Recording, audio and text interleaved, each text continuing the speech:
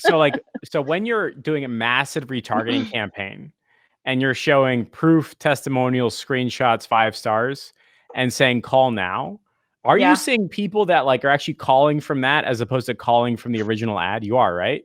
Yeah. So the front, and this was my bad. I didn't train the front desk properly in the beginning on this. They called me one day and they said, we're getting all these calls because I have the whisper on the Go High Level that says you have a new scope lead. Scope is my thing, or what I'm known for, right? And so they're saying we're getting the calls saying it's scope, but we look at the contacts and they're not on the contacts, and that's because it's the remarketing campaigns that people have shared out. So those leads have actually shared those ads, and the button on there says call. So they're just going to directly call the office. So make sure your lead forms can be shared. Yes, that's the other key. I showed that the other day. They changed the lead generation forms. Yep. So before you create your lead generation form, at the very top, you'll see settings on the right side. Click settings.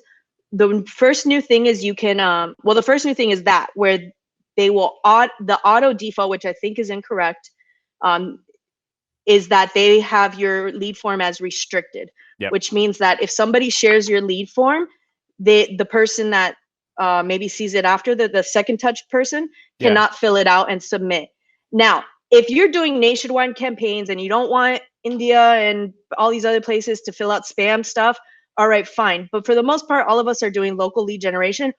And if somebody is sharing my ad, it's probably because they're sharing it to their friends and family. Yeah. So I want them to fill it out. So you have to change it to open. Yeah. That's But you weren't talking about that. You meant like people are sharing your retargeting campaign, right? Yeah, but that's not restricted. You can, that's easy.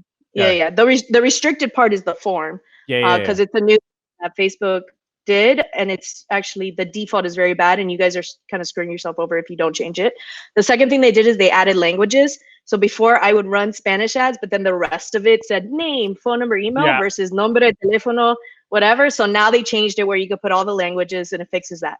And then the last thing, which I actually love, you could put tracking parameters to that actual lead. So I used to put it in Zap. So I would write in Zapier, this is an implant, this is in English. Like I'd have to write it into Zapier.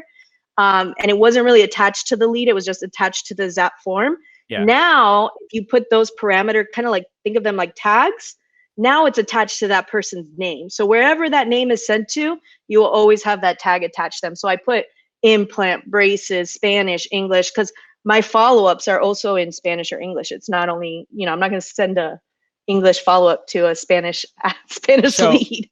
So you've effectively solved the following problems. One, how to make sure your ads work before they go live by split testing. Yep. 2, how to make sure your clients want to stick around for the long term. Yep. And 3, how to make sure your campaign actually gets results and people show up and buy. Yeah. It's $1 million business. Like that is literally the bones of $1 million business. That's so effing cool, Steph. Oh, we're working on multi-millions. Multi-million dollar business. That's true. I mean, $200K a month is like a $2 million business. That's so cool. Yeah.